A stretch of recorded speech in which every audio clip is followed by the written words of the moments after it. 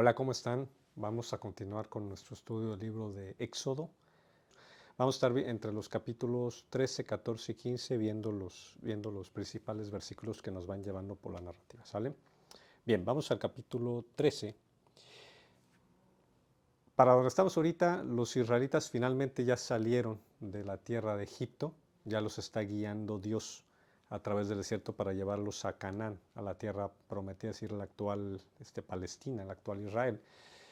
Y aquí se nos dice en el versículo 17 del capítulo 3 que Dios no los llevó por la ruta más corta, que era prácticamente línea recta para llegar a Palestina, porque irían directamente a tierra palestina, tierra de los filisteos, ¿no? Los antiguos palestinos, ciertamente, ¿no? Porque dijo Dios, es un pueblo guerrero, y si los llevo directito y se topan con un pueblo guerrero, van a querer regresarse inmediatamente a Egipto, ¿no? Porque los israelitas pues eran esclavos, no tenían armas, no tenían un ejército, eran una multitud de hombres, mujeres y niños esclavos recién liberados. Y lo que Dios dice es, no están listos, no necesitan armas realmente, no necesitan armas porque tienen al arma más potente de todas, que es a Dios mismo peleando por ellos, ¿no? Pero lo que sí necesitan es confiar en Él. Dios sabe que ningún pueblo les podría hacer frente si se enfrentaban en batalla porque Él estaba con ellos. Entonces lo que tiene que hacer Dios es llevarlo por una ruta más larga, no la que es aparentemente la más corta, ¿sí? Y eso hace con nosotros también, ¿no? No nos lleva quizás por la ruta más corta, sino por aquella en donde va a ejercitar nuestra fe. Lo que vamos a ver es un evento donde Dios va a pulir un poco la fe del pueblo israelita para que cuando vengan los problemas que se enfrentan, a los que se tienen que enfrentar más adelante, tengan más fuerza y más confianza en Dios para enfrentarlos. Bien, ¿cómo los lleva? Importante, Dios aquí los guía desde que salen de Egipto y durante toda la travesía del desierto, los va guiando también de una manera sobrenatural por medio de una columna de humo de día. Se iba moviendo la columna de humo y les indicaba el camino, y de noche una columna de fuego. Entonces un acto sobrenatural en donde Dios los va llevando. Y esto es importante también porque es como un símil, es un símil de lo que vemos en el Nuevo Testamento con el cristiano que ha recibido al Espíritu Santo. Al final de cuentas es la guía de Dios por medio de su Santo Espíritu, pero para el cristiano no es tan gráfico, ¿no? Obviamente no tenemos cada uno una columna de fuego, de humo que nos lleve, pero sí al Espíritu Santo, que si tú conoces a Jesús y has caminado por Él, sabrás que Él te va guiando también de la mano de la palabra de Dios, pero de una manera más, ¿cómo llamarlo? Como subrepticia, ¿no? Más suave, interna, y te va guiando y te va mostrando qué puntos y qué caminos debes de tomar de diferentes maneras, ¿no? Si uno está dispuesto a escuchar su voz. Bien, entonces resulta que los lleva. Interesante, en el capítulo 14 del versículo 1, Dios los lleva a un punto donde literalmente los arrincona, porque los lleva a un cruce donde está el Mar Rojo, literalmente un mar, ¿no? Y hay montaña de un lado y montaña del otro. Entonces están encajonados prácticamente, y ahora sí que esperando a ver qué se hace, ¿no? Porque no podemos cruzar el mar y hay montaña de un lado y montaña del otro. Y están en un punto muy vulnerable, ¿no? Porque cualquier persona que los atacara no tiene ruta de escape, ¿no? Estás encajonado prácticamente. Y Dios los quería llevar precisamente en ese punto, ¿no? Esta es quizá la primera lección, yo diría incluso la más importante para nosotros que estamos leyendo este texto, lo que dijimos, que tiene que trabajar tu fe, tiene que hacer que aprendas a confiar de Él. Y desgraciadamente, por como somos los seres humanos, y Él lo sabe perfectamente porque es el diseñador del ser humano, la única manera en que los seres humanos aprendemos a confiar en Dios es cuando dejamos de confiar en nosotros mismos. En tanto tú no dejes de confiar en ti, en tus fuerzas, en tus recursos, en tus talentos, nunca vas a aprender a confiar de Dios, ¿no? Porque no lo necesitas, aparentemente, ¿no? Pero cuando no hay nada que puedas hacer de tu parte, humanamente hablando, entonces es cuando se abre la ventana para que confíes en Él. Porque si tú no lo puedes hacer, lo tiene que hacer Él, ¿no? Y entonces es lo que está haciendo con el pueblo de Israel. Ya dijimos, los tiene que preparar para lo que viene más adelante, y tiene que llevarlos a una estación en donde los va a dejar sin alternativa, donde la única manera de librar la situación es por obra de Dios, directamente por el poder de Dios demostrado, y eso es precisamente lo que va a suceder. Él va a haber ciertos puntos en tu andar cristiano, en tu caminar con Él, que Él te quiere llevar a un nuevo nivel en tu fe, te quiere llevar a un nuevo nivel de madurez espiritual, es decir, de confianza en Él, de que estés dispuesto a confiar en Él. Y la manera en que lo va a hacer es que te va a colocar, va a permitir que entres a un cajón como este, a una situación en donde tienes el mar de enfrente, tienes montaña de un lado, montaña al otro y un ejército viniendo hacia ti y no tienes armas de cómo defenderte.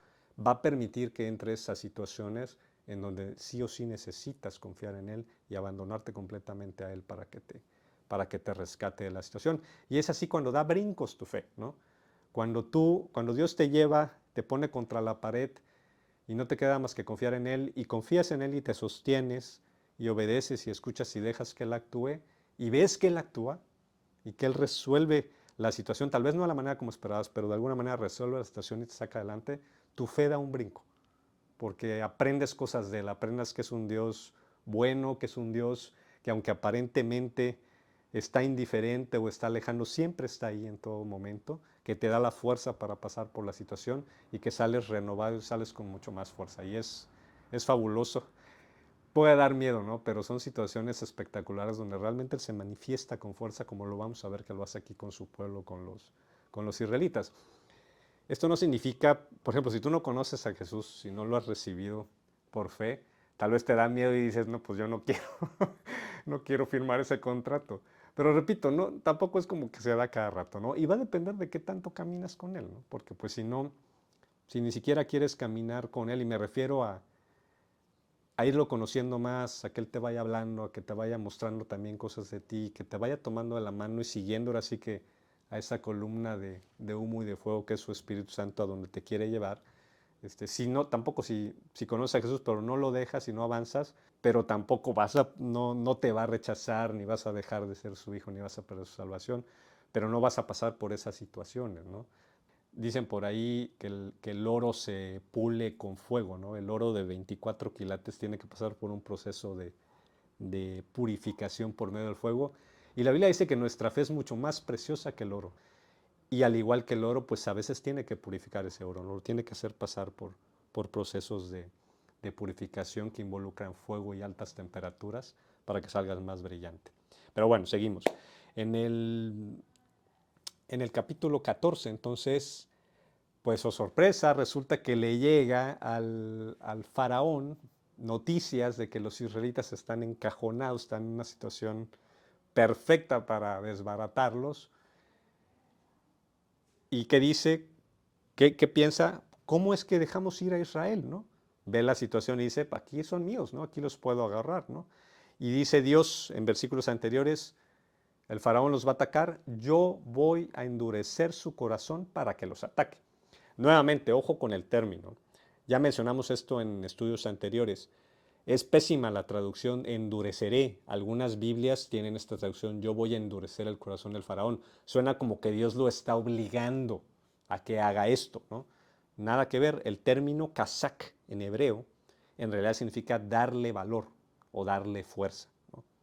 No es que Dios lo esté obligando a hacer algo que no quiere hacer, simplemente le está dando valor para que haga lo que quiere hacer, que es llegar a matar y destruir a los israelitas, ¿no?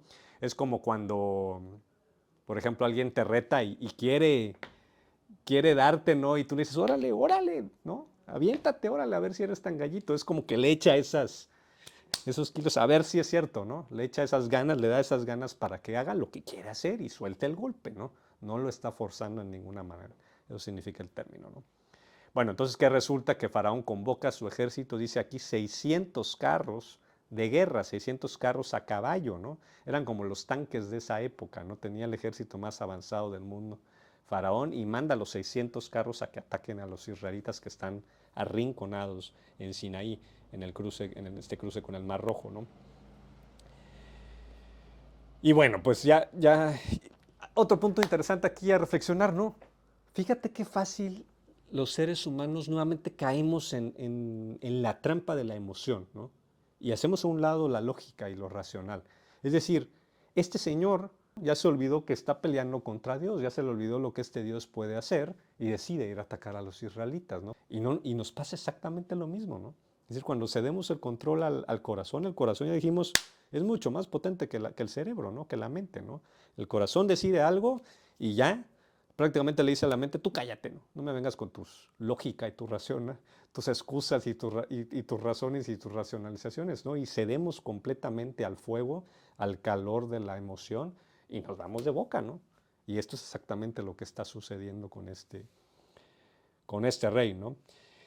Y bueno, pues en el versículo 10, 12 vemos que ven venir los israelitas. Imagínate la situación, ¿no? Tienes a una multitud de gentes, mujeres y niños, de esclavos, sin armas, sin cómo defenderse, arrinconados con el mar detrás, y 600 carros a caballos, que es como ver venir 600 tanques que te vienen a disparar, ¿no? No es que vienen a negociar contigo, pues a cualquiera se le aflojan las patitas, ¿no? Y gritan y claman a Jehová y le reclaman a Moisés, ¿no? ¿Acaso no había tumbas, no había sepulcros en Egipto allá como para que nos haya sacado para venir aquí a morir tirados en la arena? Dice, ¿por qué nos trajiste? ¿No te dijimos, déjanos servir a los egipcios? ¿No? Mejor hubiera sido servir a los egipcios que morir aquí en el desierto. Mentira, ¿no? También otro ejemplo de ceder a la emoción, porque también esta gente había visto el poder de Dios. Exactamente lo mismo que vemos con Faraón lo vemos con los israelitas, ¿no? Porque a fin de cuentas somos seres humanos. Es fácil olvidar lo que has vivido, lo que has visto de cómo ha actuado este Dios en tu vida atrás y cedes al pánico y al temor, ¿no? Y al terror, ¿no? Y nos pasa exactamente igual a los cristianos, ¿no? Cuando cuando viene un ejército contra ti y no tienes manera de hacer nada, no tienes ruta de escape, ¿no? Nos entra el temor y desconfiamos, fallamos en fe, a final de cuentas, ¿no? Porque esta es una falta de confianza en Dios, es una falta de fe en Dios, ¿no? No creen, o qué creen, fíjate, aquí el tema es, ¿qué piensan ellos de Dios? ¿Cómo es Dios? ¿Acaso hizo todo esto, las 10 plagas, para liberarlos, para venirlos a dejar que los maten aquí como animales en el desierto y los destacen a todos? ¿Qué clase de Dios hace esto? ¿Qué clase de Dios haría algo como esto, no? Pero nuevamente viene la falta de confianza en Dios. Desconfiamos de Él.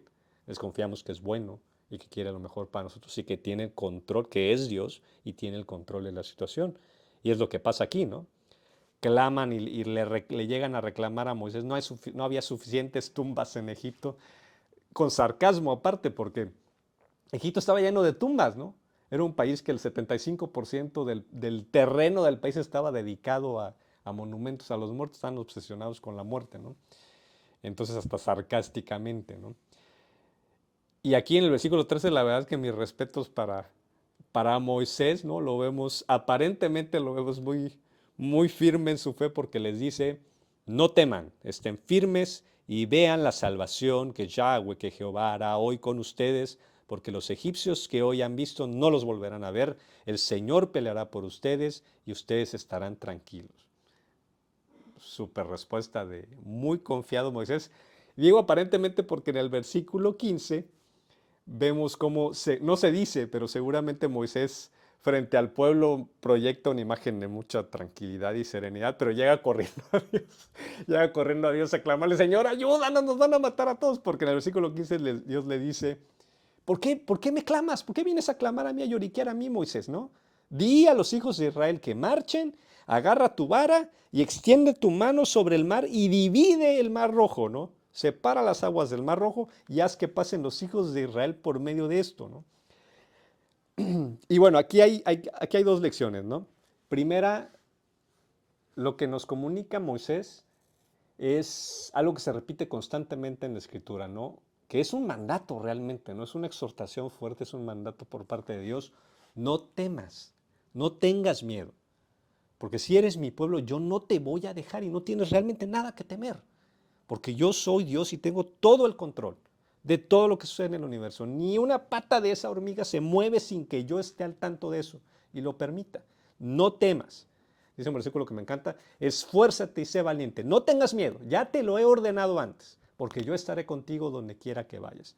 Es un mandato que se repite en todo el Antiguo Testamento y en el Nuevo Testamento, no tengas miedo. Si conoces a Dios, no tengas miedo. Mantente firme y deja que Dios pelee por ti, que pelee la batalla por ti, ¿no? Claro, sí hay un elemento de tu parte, ¿no? Que es lo que vemos que Dios no es como que te quedas completamente parado, también tienes que actuar en fe, ¿no? Y dar paso a que el poder de Dios actúe. Pero a mí me llama mucho la atención el versículo, la respuesta de Dios cuando llega Moisés desesperado a pedirle ayuda. La respuesta de Dios es casi, casi molesto, ¿no? Casi, casi molesto de que Moisés venga a pedirle ayuda. Le dice, a ver, ¿qué quieres de mí, no? Haz lo que tienes que hacer. Agarra tu vara, ya has visto cómo yo actúo por medio de esa vara. Agarra la vara y divide el mar. No, pues, naturalmente, ¿no? ¿Cómo no se me ocurrió antes, Señor? ¿No? Dividir el mar rojo y hacer que pasaran por ahí, ¿no? Pero lo dice con tanta naturalidad Dios como, pues ya deberían saber esto, ¿no, Moisés? Y sí nos deja un poco perplejos de por qué es la respuesta de Dios es esta, ¿no? ¿Por qué con tanta sencillez, tanta natural espera que Moisés, que casi casi ni le venga a preguntar, que haga lo que tiene que hacer? Y nuevamente volvemos al tema de lo que es fe y de lo que es confiar en Él. Aquí entra un elemento bien importante. Cuando tú estás alineado con la voluntad de Dios, es decir, con lo que Dios quiere para tu vida, cuando has dejado que esa nube de humo y esa columna de fuego te guíen, o sea, que su Espíritu Santo te guíe y te coloque en una situación y eres consciente de eso, de que has venido caminando con Él y te pone en cierto punto, debemos tener, Él espera que nosotros tengamos claro que Él nos llevó hasta ese punto y que si nos llevó hasta ese punto, ¿sí? Lo único que necesitamos es confiar en Él, de que estamos alineados con lo que Él quiere, con su voluntad. Porque si estamos alineados con lo que Él quiere, no importa que se ponga enfrente, no va a pasar nada y las cosas van a salir bien, ¿no? Y aquí era evidente que Dios los llevó a ese punto. O sea, ni cómo dudar de que será que nos equivocamos, no, porque ahí tienes a la columna de fuego donde Dios le dijo, aquí te quiero, ¿no? En este momento. Y Él espera que si estás alineado y sabes que estás alineado con lo que Él quiere para tu vida, que tengas la confianza para hacer lo que tienes que hacer y para que no temas en ninguna situación que se presente, ¿no? Por la manera como él le responde, ¿no? O sea, lo que le dice a Moisés es, Moisés, yo te traje hasta este punto, ¿no? ¿Qué estás esperando? Divide el mar. No dudes ni tantito, ¿no? Fíjate que en el Nuevo Testamento dice Jesús, al que cree todo le es posible, y también dice, tan solo se requiere un poquito de fe, como una semilla de mostaza, muy poquito. Y si tienes esa tantita fe, le puedes decir a esa montaña que se mueva y la montaña se moverá. Y no quiere decir que yo con bien poquita fe agarre y diga, Señor, que se, no sé, que se derrumbe esa casa, la casa del vecino que me cae mal y se va a derrumbar. No, porque no estás alineado a su voluntad, a menos que esa fuera su voluntad, que no lo creo, ¿no? Pero cuando estás alineado a su voluntad, lo que dice Jesús, si yo estoy detrás de esto y estoy respaldando esto, con un poquito de fe que tengas, yo voy a actuar, porque es mi decisión y es mi voluntad de hacerlo. Solo espero que tú abras la llave para que yo descargue mi poder en la situación y se resuelva la situación como yo he decidido, ¿no? Y ese es un llamado que tenemos como no cristianos y como cristianos. Como no cristiano, decir cristiano me refiero a que hayas recibido a Jesucristo por fe como tu Salvador. Ya hablamos de esto en el tema pasado, ¿no? Tal vez tú estás escuchando, tal vez has venido, has estado siguiendo esta saga de estudio del libro de Éxodo, y no es casualidad que Dios te haya traído hasta este punto, ¿no? Que Dios que haya generado una serie de situaciones en tu vida para que llegaras a escuchar este mensaje, que quizás no es la primera vez que lo escuchas, ¿no? Pero te trajo hasta aquí, es decir, es su voluntad que hayas llegado hasta esta situación, donde estás escuchando esto o has escuchado estas exhortaciones que se nos hacen desde la palabra de Dios, porque ni siquiera soy yo, ¿no? Te estoy respaldando bíblicamente lo que se dice, ¿no? Y lo que Él quiere es que espera lo mismo que Moisés, ¿no? Si tú no lo conoces todavía, lo que Él espera es divide el mar rojo. Estás alineado con mi voluntad. Yo te he dirigido hasta ti con esa columna, en nuestro caso invisible, de humo y de fuego que es mi Santo Espíritu, y te he puesto aquí para que tú muevas las montañas que hay en tu corazón que no me han permitido entrar. Y te digo que hables una palabra de autoridad y que digas, Señor, ¿no? Para si tú no lo conoces, quiero conocerte.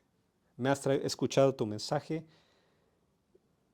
he escuchado que eres un Dios de bondad, que eres un Dios que me quiere rescatar espiritualmente, que quieres que te conozca, te quiero conocer.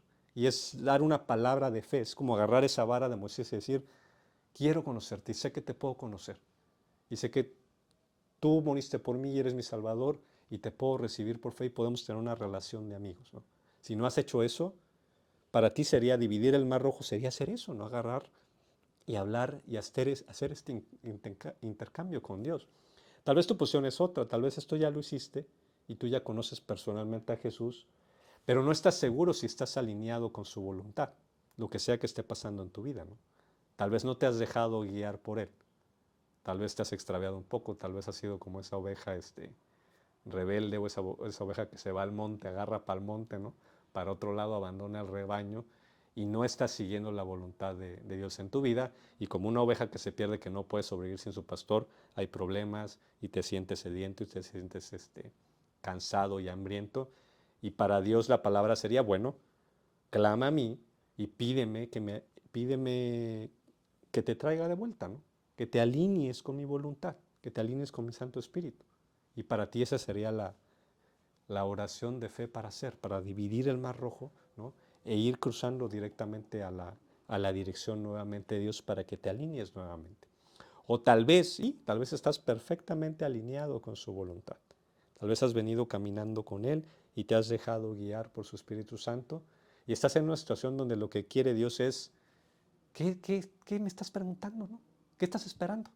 Agarra tu vara y divide el Mar Rojo, ¿no? Para que yo resuelva la situación que está presente en tu vida de la manera como yo lo tengo planeado y pensado. Y no hace falta más que eso, ¿no? Porque muchas veces tenemos esa duda de si realmente Dios está involucrado en la situación, si realmente Dios está al tanto de lo que estoy viviendo, de lo que me está pasando, de mis problemas. Bueno, si te has dejado guiar por Él, por supuesto que está al tanto, ha permitido que llegaras a este punto, ¿no? Y pues esto es lo que pasa con los israelitas, están perfectamente alineados con su voluntad y por eso le dice a Moisés, pues ¿qué estás esperando, no? Divide el Mar Rojo, te traje para eso prácticamente. Aquí vemos cómo, bueno, entonces el pueblo empieza a cruzar, se dividen en algo, pues en algo espectacular, ¿no? Se dividen las aguas del Mar Rojo, imagínate miles de metros hacia arriba, e ir caminando y cruzando por en medio del mar, ¿no? Y pasan los israelitas. Para esto vemos en versículos anteriores que Dios había colocado la columna de fuego, ¿no? Su Espíritu Santo, en la retaguardia para impedir que los egipcios los atacaran. Entonces le da tiempo a que cruce todo el pueblo del otro lado, ¿sí? Y dice ahí que también trastocó las llantas de los carros de los egipcios, como que se atascan o se truenan. Y ahí dicen en el versículo 19, el Señor Jehová está peleando por Israel. Obviamente, ¿no? Eso se sabe desde las plagas en Egipto, era evidente que el Dios de los hebreos estaba peleando por ellos, pero hasta ahorita parece ser que se están dando cuenta o se quieren dar cuenta. Y en el versículo 26 vemos que una vez que terminan de cruzar los israelitas al otro lado, Dios da la instrucción a Moisés, cierra las aguas con la vara, ¿no? Y Moisés cierra las aguas y ¡pum! Inundan y ahogan a todo el ejército del faraón, perece completamente en el mar, ¿no? Y bueno, nuevamente vemos que es parte del juicio de Dios para los egipcios. Yo creo que esta es la conclusión del asunto con ellos. Y no es difícil encontrar una similitud con lo que pasó 80 años atrás, ¿no? Cuando el faraón dio la instrucción de ahogar a los niños hebreos en el río Nilo. Bueno, pues aquí aparentemente lo que está diciendo es, cerramos esta historia con todos los varones de Egipto, de su ejército, ahogados en el agua, al igual que pasó con los israelitas. Y bueno, no por nada dice la escritura, ¿no? Terrible es caer en manos del Dios, cosa terrible es caer en manos del Dios vivo, pero también dice qué alegría para todos los que confían en Él, ¿no? Realmente estar en contra de Dios es una batalla que no vas a ganar, y ya hablamos de esto la vez pasada, ¿no?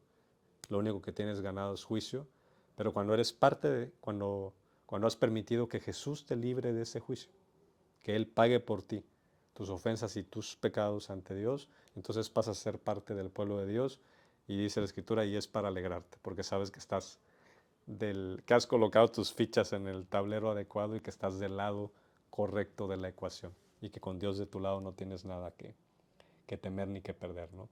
Y bueno, para ir cerrando, pues esta es la clase de actos por los cuales muchas personas pues no creen en el Dios de la Biblia y dicen, si vas a creer que se abrió realmente las aguas del Mar Rojo, ¿no? Ya estamos en el siglo XXI como para andar creyendo en esas historietas.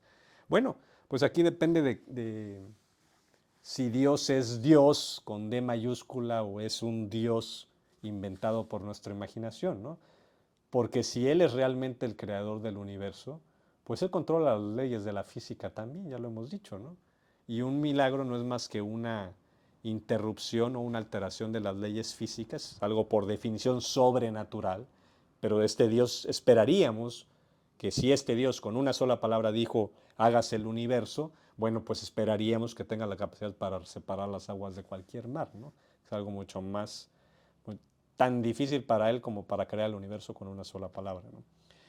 Entonces, hay, no, nuevamente dicho, ¿no? Por ahí hay muchas teorías de que en realidad ellos cruzaron por un área que está cercana a este cruce del Mar Rojo en Sinaí, que se llama el Mar de Juncos, que no es un mar, son como unas lagunitas como de 30 centímetros de alto con muchos juncos, ¿no? Y que realmente por ahí es donde cruzaron los israelitas caminando, ¿no? No es que es una confusión, no es como que se abrió el mar, sino que cruzaron por esa parte. Entonces, ¿cómo se aguaron los egipcios, no? Digo, es que son la clase de tonterías, perdón, que se escuchan en detractores de la narrativa bíblica cuando es muy claro lo que está pasando. Bueno, tan fue claro para los israelitas que atestiguaron este evento, de acuerdo con lo que se nos dice, que esto los dejó marcados para siempre y por obvias razones, ¿no? Fue algo que jamás pudieron olvidar como pueblo, ¿no?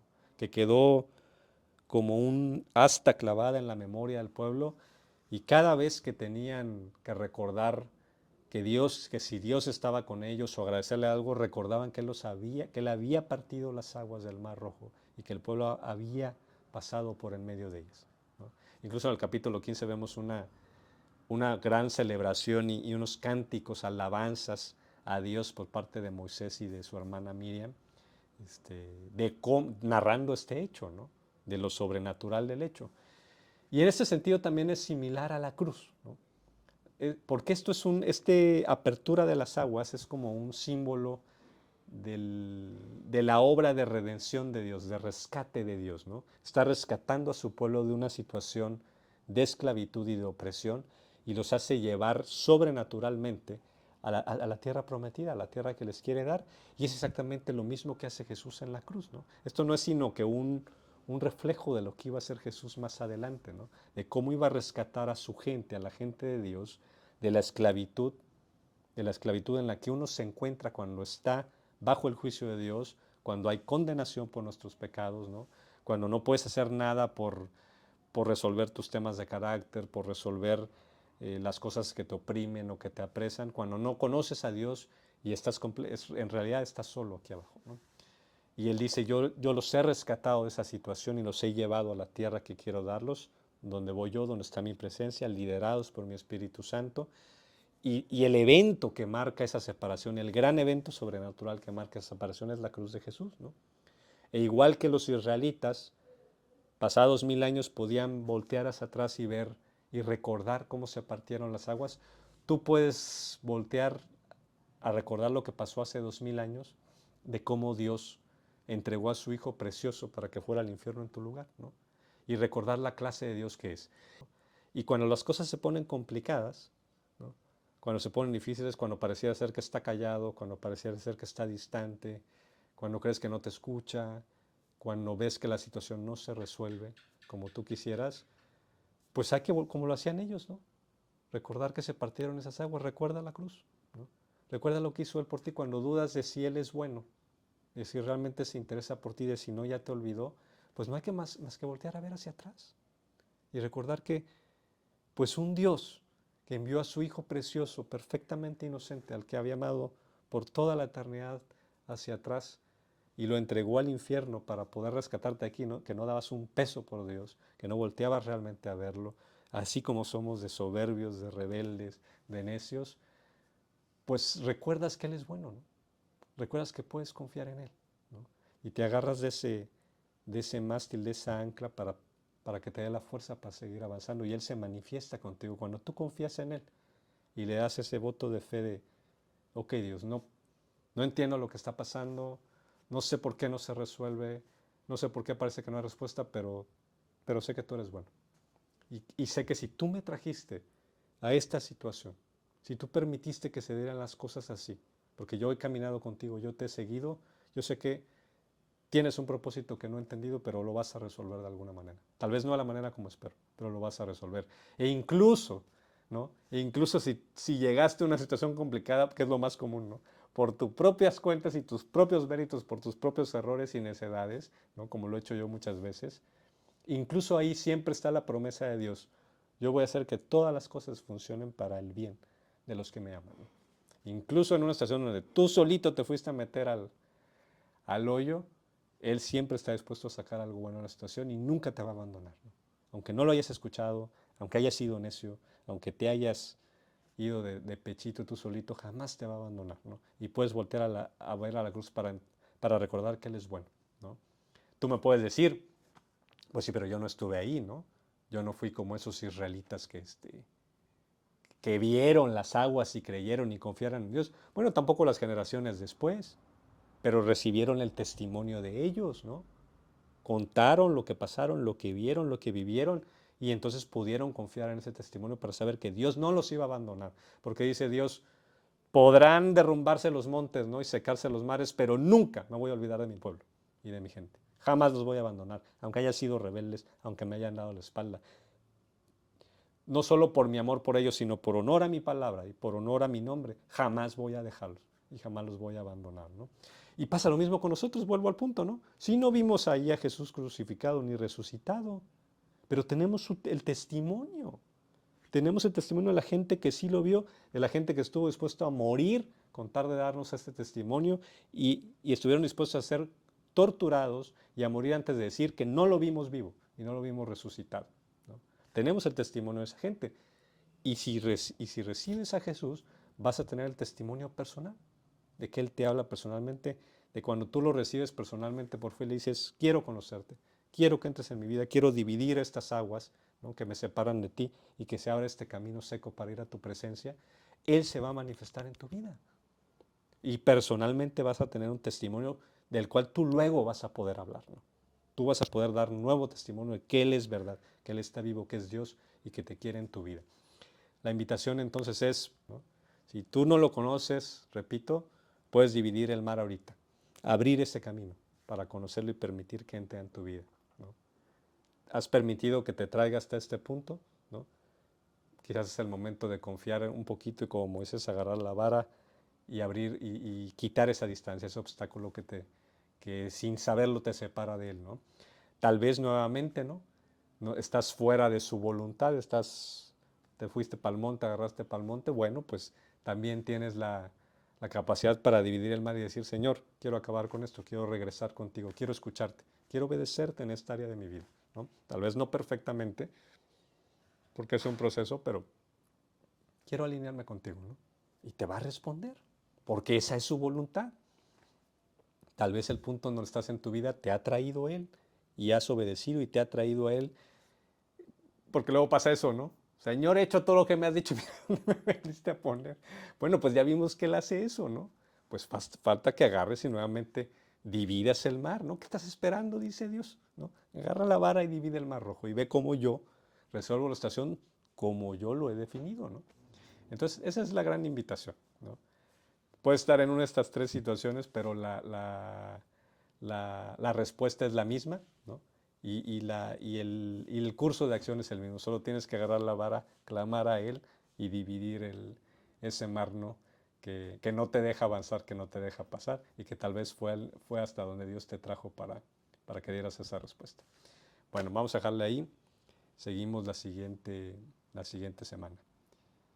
Oramos rápido, Señor. Te damos gracias porque eres un Dios que nunca nos abandona y que nunca se olvida de nosotros y que a veces permites que se den situaciones en nuestra vida para que volteamos a verte, para que confiemos en ti y dejemos de confiar un poquito en nosotros. Yo te pido por quienes estén escuchando y que se encuentren en cualquiera de estas situaciones de las que hablamos, tú siempre estás dispuesto a escuchar al que clama a ti, al que eleva su voz a ti, y nunca vas a dejar desatendida una oración que esté alineada con lo que tú quieres para nuestras vidas. Te damos gracias por eso y reconocemos a tu Hijo precioso Jesús, quien nos abrió este camino y que fue realmente el que separó las aguas que nos separaban de ti. A su gloria y en su nombre te agradecemos. Amén. Cuídense mucho, Dios los bendiga.